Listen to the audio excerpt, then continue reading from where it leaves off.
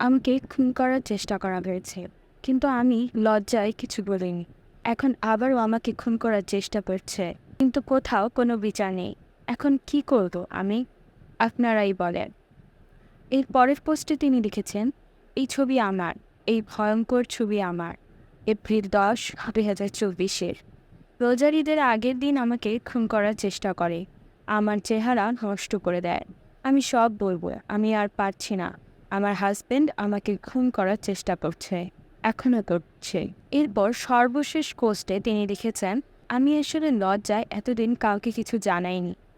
আমি আমার প্রথম হাজবেন্ডের সাথে ডিভোর্সের পরে দ্বিতীয় বিয়ে করি। আমার দ্বিতীয় হাজবেন্ড আমার সাথে এই কাজ করে। এ লজ্জায় আমার উপরে এত বড় অত্যাচার হওয়ার পরেও আমি কাউকে কিছু জানাতে চাইনি। এখন আমি নিরুপায়। আমি বেঁচে থাকতে পারবো কিনা এটাও আমি আর বুঝতে পারছি না। আমার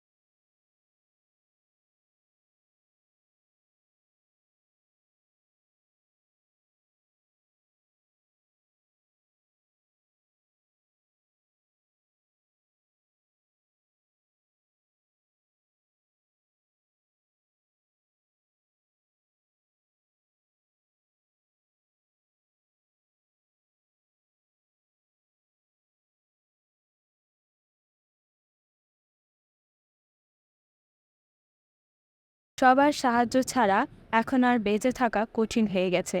মরেই যদি যাই তবে সবাইকে জানিয়ে মরবো, আর কিছু করার নেই।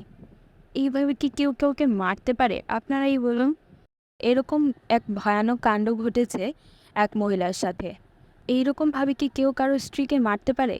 ঘটনার পেছনের রহস্য তবে কি? সত্যিই কি তার স্বামী তাকে খুন করতে চাইছে? কেনই বা এই মহিলাকে তার স্বামী খুন করতে চাইছে? এগুলো সবই আমাদের এখন পর্যন্ত অজানা।